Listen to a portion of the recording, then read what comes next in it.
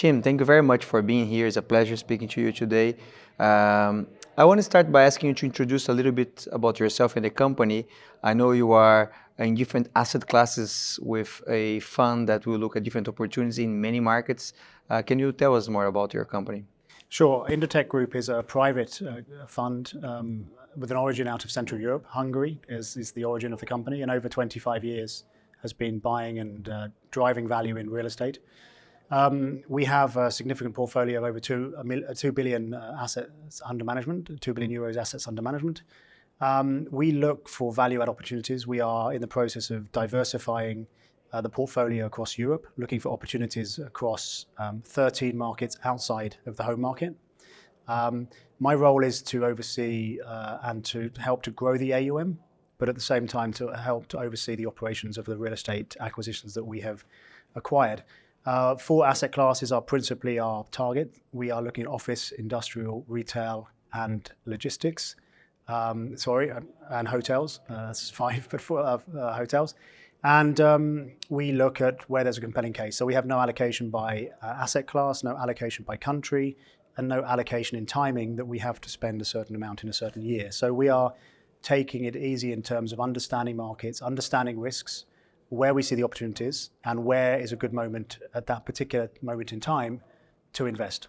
And that's quite a wide 4 asset classes, and in total 14 countries. There's quite a wide scope of what we can look at. Yeah, I agree. And we are recording this interview here in Lisbon, where I know you have some properties here from the past, and you are looking to opportunities here. But how do you compare Portugal with these other markets? Because I know they compete with each other for your pockets, right? Yeah, I think Portugal is always a market for us that we would like to do more in. We have invested here before, but under the new strategy, we'd like to do a lot more here. It is for us managed by our Spanish head office in Spain. So the team in Spain manages Portugal, and I come on 3 or 4 times a year to catch up with what's happening here. Portugal for us has many different compelling cases in the long term in terms of why we want to invest here. I think if you look at all the asset classes, there is strong end user dynamics from how consumers spend in shopping centres, through to the demand for residential, through to the hotel market and leisure and Portugal as a destination, through to how the distribution and logistics and industry in this country will develop over the next years. So lots of reasons to be here. As I said, we don't tend to have any specific allocation. So we would need to find the right opportunities in Portugal that compete with perhaps another market where at the same time there is a more compelling case. And that's often often the case where we may do a deal in Italy just because at that particular moment in time it is more compelling than doing one in Portugal, for example. So we are constantly looking at where we should be moving to in terms of acquisitions, and really comes down to the property fundamentals. For us, we're a real estate investor, although we can look at very difficult, complex structures in terms of how we invest. Ultimately, it's about the underlying asset, and that underlying asset has to have strong fundamentals. It normally would be something that has the need for new equity to be invested and to be improved, some upgrade. It's an older property. It has a commercial potential that hasn't been realized, and therefore we are coming in to allow that to happen. Normally, it would also have certain risks that some people are not very comfortable with, but we would be comfortable considering the group's experience in turning round risks and what kind of driving risks? value. Well, for example, vacancy. The obvious one would be vacancy, to come in and fill up the vacancy. It could be related to there's a short cash flow in terms of unexpired leases, and that in 2 years' time, a lot of the leases are coming up and they have to be renegotiated and renewed. So those kind of commercial risks. I think then if you go a bit wider, then there's also risks in terms of liquidity. So in certain countries and certain regions, it's less liquid for our exit than others. For example, in Portugal, the liquidity is less than in Spain. But it's a smaller market. Generally speaking, I think when Spain is really performing as a very, very active real estate market, there's a lot of volume transacted every year.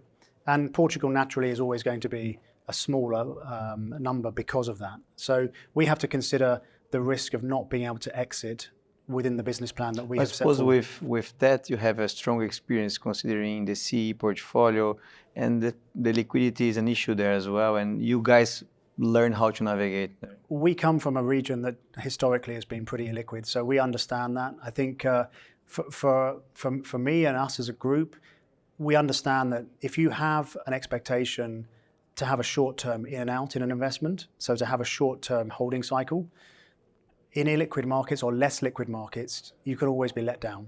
And you may not find your exit within a 5-year or 3-year plan, and therefore the investment strategy hasn't worked. If you take a longer view and you look over a longer period, and you can exit when you feel the market is the right moment in time, then that gives you an opportunity to navigate through the challenges and not be under pressure to exit when you have to, as opposed to when you want to. So when the market is strong, not when the market is down. So often some of the groups that we buy from, it's the end of the life cycle of the fund, and they have an obligation at that time in that period to exit. If the market is not strong, they have to navigate the strength, the weakness of that market at that particular time. So yes, we do understand. The best way I can put it is that we are a very patient investor. We are prepared to wait. We are prepared to walk through markets, not run. And we are prepared to just make sure that we make the right decisions and right acquisitions to ensure that the business plan we go into is actually delivered. Perfect. And there are a lot of uncertainties out there, right? Not geopolitical only, interest rate, the US markets impacting everyone, the Chinese market. For a foreign investor, for an international investor, there's always to be, there are plenty of reasons to be very careful under such an environment. How do you navigate in such a conditions at the moment? I think it's very difficult because no one really knows what the next months, year or two has in store, and even going further ahead is very difficult. We see, having been through the GFC crisis back in 2008, I think we all learned a lot about what happens or what can happen and where those risks are. I think the risks that we are facing now are more plentiful in terms of the number of different risks across geopolitical, across economic, and generally, we're just trying to assess how that impacts the asset that we're looking to buy. And I think that what you have to really do, you just have to dig deep. You have to go down into the data. You have to understand your markets. You have to understand your end user, and that's for a shopping center would be a customer, or if it's for a hotel, it could be a tourist, and ultimately the operator who's going to run the hotel. So you just really need to understand the fundamentals of that particular asset.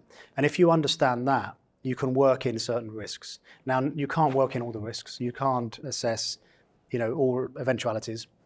But I think if you look back a couple of years ago, the energy crisis, where there was a very large inflation in energy over the winter of 2022, then that was a risk that we anticipated up front when the war broke out in Ukraine. And we felt that was something we should be really anticipating ahead of the winter. And it proved to turn out to be like that there was an increased inflation on the energy, which caused pressure on service charges. And for those tenants that are very sensitive to small changes in operating costs, we anticipated that. So you have to really dig down, what's the risk, and how is that perhaps going to impact your operations from a service choice point of view, or how is that going to impact your investment overall? Tim, thank you very much. You're welcome. Great to be back in Lisbon, and thanks again for a great event.